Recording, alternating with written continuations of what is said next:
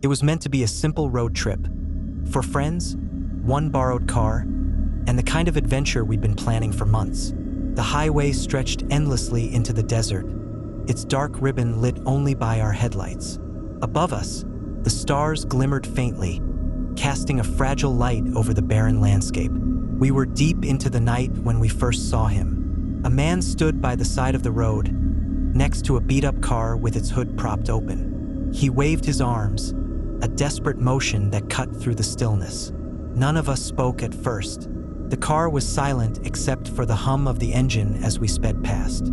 I glanced in the rearview mirror and saw his figure shrinking into the darkness. One of my friends finally broke the silence.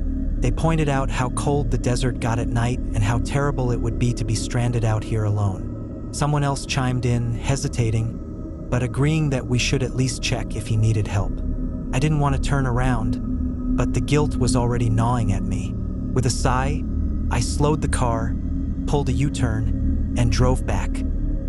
When we pulled up beside him, I cracked the window just enough to hear him. He explained that his car had broken down and asked if we could give him a ride to the nearest gas station. His voice was calm, polite, and he looked harmless enough, mid-30s, unshaven but clean, with a grateful smile. I hesitated for a bit, but finally unlocked the doors. He climbed into the back seat, thanking us over and over for stopping. At first, the ride was uneventful. He made small talk about the long stretch of road and joked about how unreliable old cars could be. I stayed focused on the road, but his chatter filled the space, making the silence less oppressive. Then his questions started. He wanted to know where we were headed, how far we'd driven, and where we lived. The questions were casual on the surface, but there was something probing about them, as if he were peeling back layers we didn't want to share.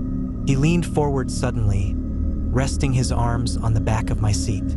The shift was subtle but unsettling. He remarked on how quiet it was out here, how there was no one around for miles. He noted how, if anything happened, no one would hear. My hands tightened on the wheel. One of my friends, sitting beside him, tried to change the subject, asking about his car instead. He ignored the question, his voice dropping into an almost casual murmur about how lonely desert highways could be. The gas station finally appeared in the distance, its lights flickering like a beacon. Relief washed over me as I pulled into the lot. He climbed out, suddenly cheerful again, and thanked us profusely for the ride. As we pulled away, I let myself relax for the first time in what felt like hours. The tension in the car began to ease, until someone in the back noticed the bag. It was a worn black backpack, sitting on the floor where he'd been. My friend unzipped it, their movements slow and hesitant. When they looked inside, their face went pale. They described what they saw: zip ties, a roll of duct tape, and a serrated knife. A chill ran through me. None of us spoke for a moment, the air in the car thick with unspoken dread. Finally, someone whispered that we needed to drive. I didn't wait for further discussion. My foot pressed the gas pedal hard, and we sped away from the gas station and the man we had left behind. We didn't call the police until we were miles down the road, and by then, it was too late. He was long gone. To this day, I think about the ride, the way his questions had felt off, the way his tone shifted so easily. But most of all, I remember his comment about the quiet, about no one being around for miles. It wasn't just a statement. It was a warning, one we had been lucky enough to escape.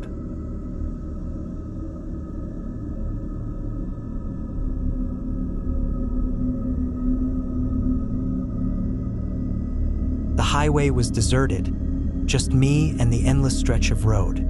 It was one of those nights when everything felt still, almost eerily so.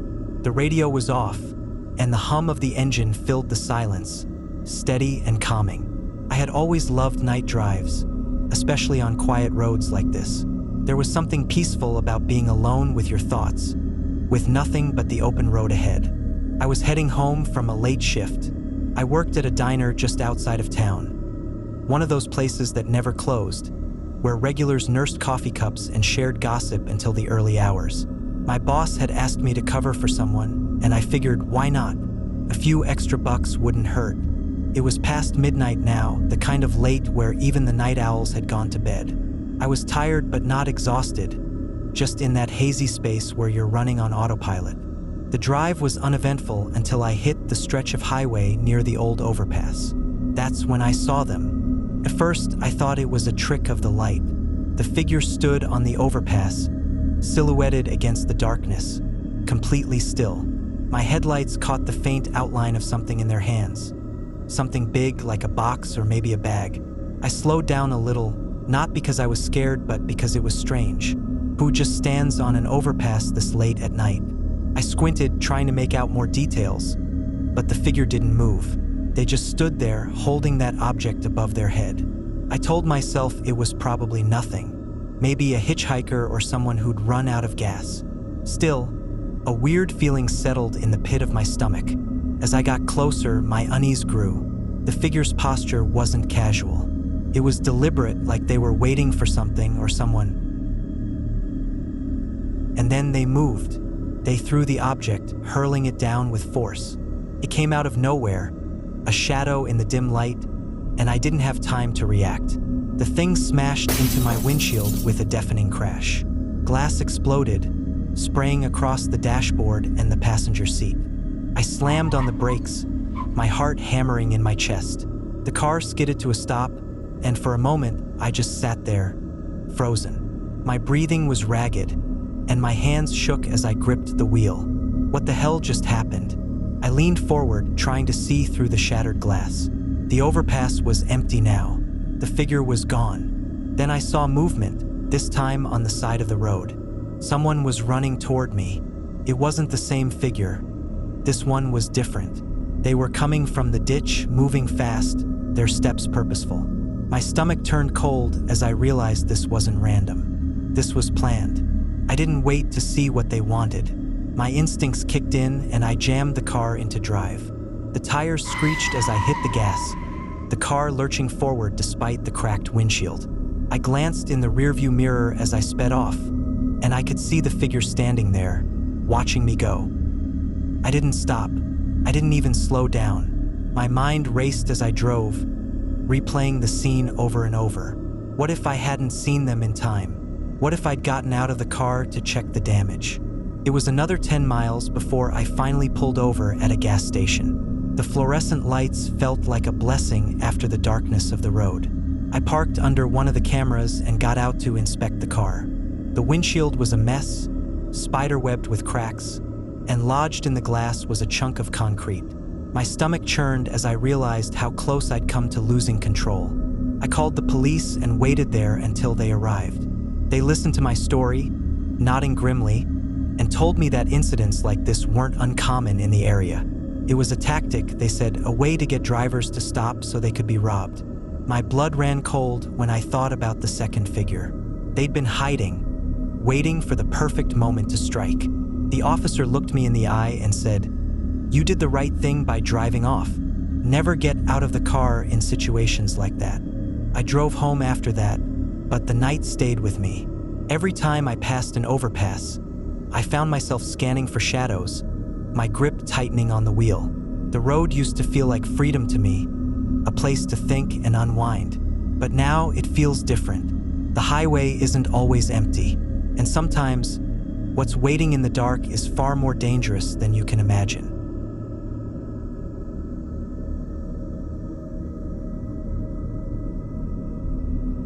If you're drawn to tales like these, consider subscribing to Spectral for more chilling entries waiting to be uncovered. And if you have your own haunting story that you'd like featured in an upcoming compilation, we'd love to hear it. Just email us at spectralentries@gmail.com. Now, let's get back to the video.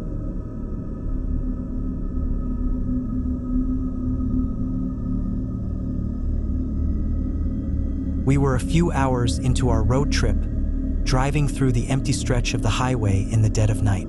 Dave, my husband, was behind the wheel, his focus only interrupted by the occasional glance at the rearview mirror. The kids, Lily and Max, were fast asleep in the back seat, snuggled in their blankets. The road ahead was empty, just the soft hum of tires on pavement and the distant hum of the radio. Everything felt calm and peaceful, the kind of peace that only a late-night drive could bring.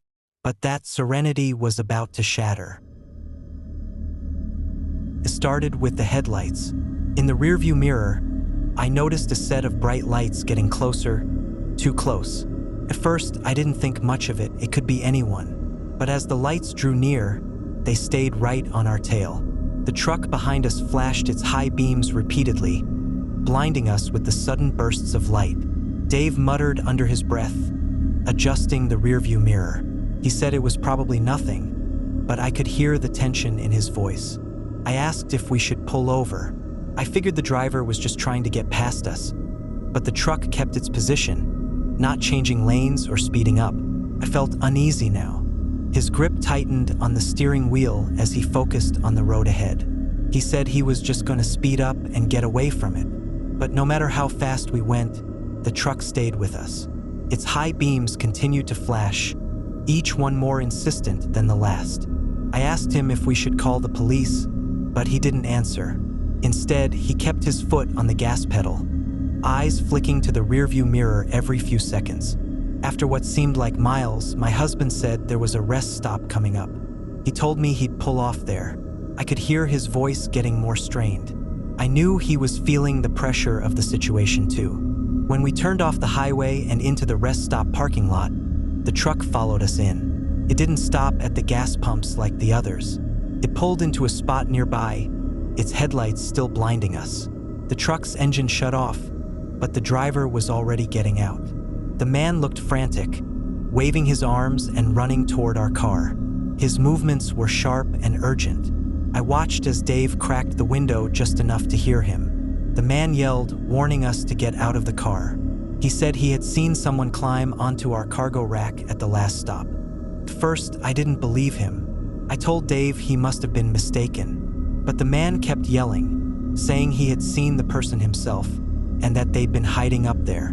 My stomach twisted as the words sank in. I asked if we should check it out, but before I could say more, he had already gotten out of the car.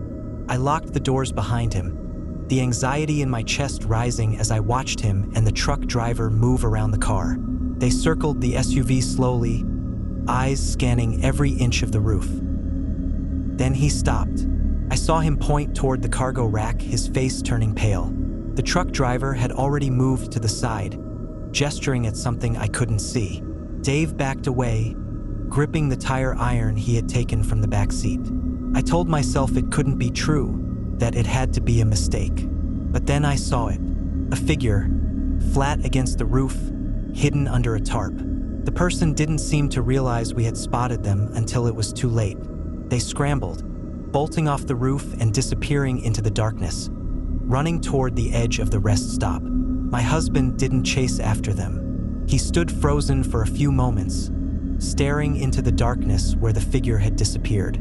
I felt a chill creep up my spine as the realization hit me. Someone had been hiding up there all along, waiting. Soon, the police arrived. They took our statements, and after searching the area, they didn't find the person. But they did find something on the cargo rack, an old knife hidden between the tarp. It was a strange kind of relief to know we weren't imagining things. Still, that feeling lingered, that strange mix of fear and disbelief that had settled into my bones. When we finally got back on the road, I couldn't shake the thought of how close that person had been, how long they'd been there, hidden, waiting. It made the highway feel less like a road of freedom and more like a dangerous trap. The thought of it stayed with me long after we reached our destination. That feeling of being watched from above, unseen, but always there.